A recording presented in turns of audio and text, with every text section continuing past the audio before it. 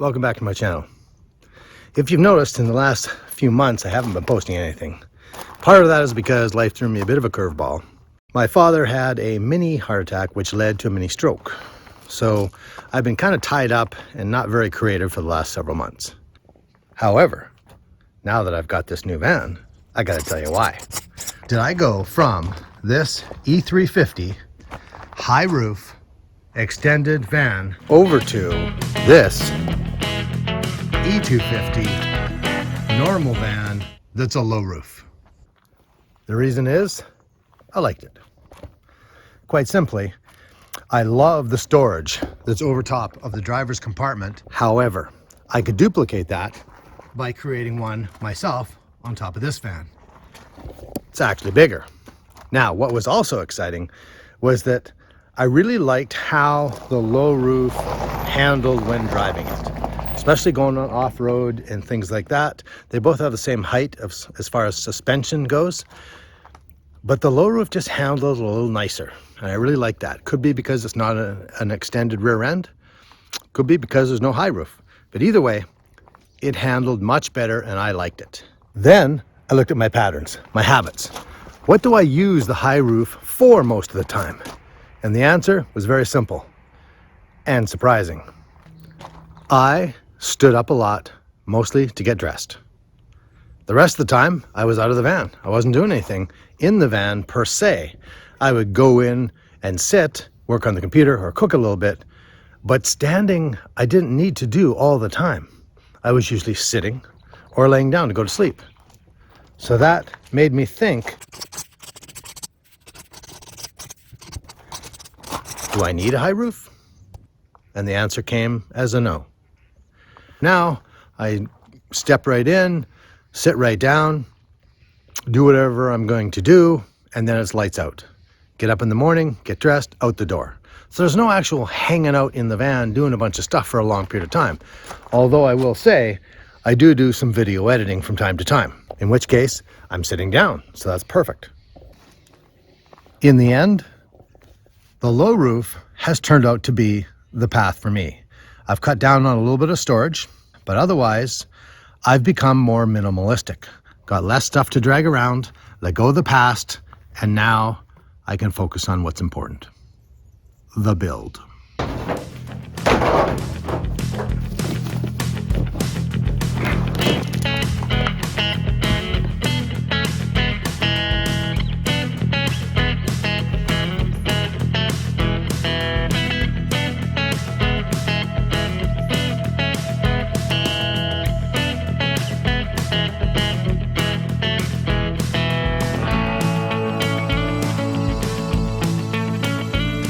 I put together my first 4 boards on the side of the van here, on the inside and the passenger side.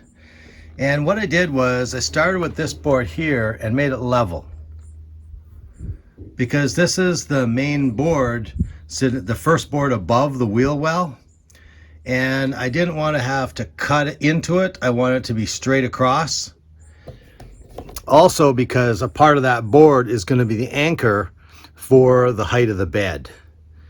So I wanted to be clear that that one is solid and in there really good. And then I put 2 underneath and 1 above. And now the 2 underneath, they are cut. They're a little different. There's a dent on the backside here. So this one sits a little bit in front, not the end of the world. Plus the box is going to come out and cover the wheel well. So it doesn't matter. It's going to be insulation and things above it, as on top of it as well. So that's all not going to be visible either. As you can see, I tapered from the corner, comes straight into this. Rather than cover it out and have this wasted space, I filled it in, or made it tighter, I should say. And then at the top, the way the struts go, the board comes straight across, it lines straight up. So I'll finish the top, it'll merge right along. And this part here, I'll just have to customize it a little bit. Taped to the ceiling is the 14 by 14 square with a center, and that's for the hole I'm about to cut. I have done the pilot holes, the 4 corners in the center, and now I have plastic bag up to catch the filings from when I go up top. So the first cut is done along here through the ribs where it's stable, and same with the second cut. Now I've got it taped off, and I'll do this long cut here and then the next cut on that end, and she'll be complete. There is the final cut, and putting in nice and snug, no wiggle room, really good. Now I'll file off the sides of the metal and then paint it, let it dry, and then put in the butyl tape around it, then screw it in and then seal it.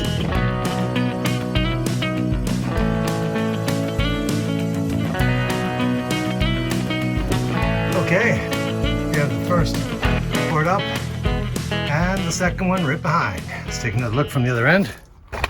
See how the string line is. Pretty good.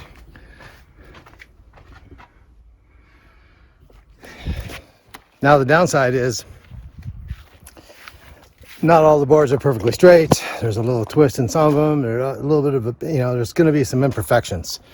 But by and large, it's pretty darn straight. Once the tongue and groove gets hit into place from the other boards, it'll pull them into alignment a little better. Here's how she looks.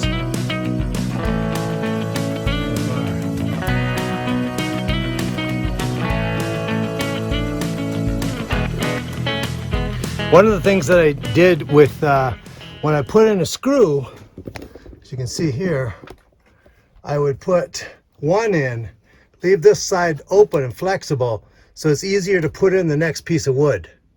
And so I did that all along. I made sure that it was easier for me to do. The string line was fantastic, cupped everything. Once you get the first two in, you got a straight line, and then all the rest follows suit. So that was my solution to, everything in a van is not straight or level. So being able to create a line like that and hold to it makes a huge difference in lining everything up. I've got the ceiling in with the fan, the trim there, and the walls are all in place. These boxes are a little sketchy. Had some old wood had to redo. It's not a perfect fit, but it's okay in this case. This carpet here is an insulated carpet designed for Econolines, and it fits with the tongue and groove in the bottom, or the up and downs in the bottom. It's really good. I bought it off Amazon. It's great. Don't remember the price right now, but it's fantastic. The only catch is you got to get some of these new guys here, because you got to take them out, and then when you do, they're no good. And then, so I got to get some new ones. And then the carpet goes underneath this lip here, and then this will squeeze it down. So you need 8 for this side and 7 for the other side over there. It's contoured to go around the wheel wells as well as the fuel tank, whatever you want to call that. And a nice fit out all along the front, all along the door jamb. Here, I'll move to the other side. How it fits in there quite nicely. I need to get those grommet thingies coming later today. Next step is putting in the bed. So what I've got here is some rails, aluminum, and I had them in my other previous van. So I'll cut them, they'll go along the wall, and the plywood will go on top, and I'll have some 1x4s underneath. What I'm also doing is I'm reinforcing the 1x4s with some angle iron steel. The little angle iron steel on top is supporters in the middle. The bed is now complete. So I got all the screws are in. The plywood is on top. I got space up where the head's gonna go, and ventilation space down where the feet are. Lots of space underneath. Anyhow, I'm gonna have the bed made and everything in a little bit later. I still have obviously lots more to do, but for this video, this is the update of the new van and the build out. Talk to you soon. Have an awesome day. Cheers.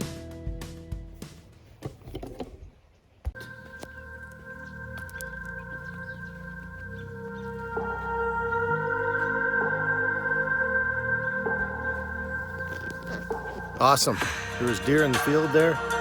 Well, I made a run for it when I pulled over, but it looked pretty nice. Now we're in here. Nice.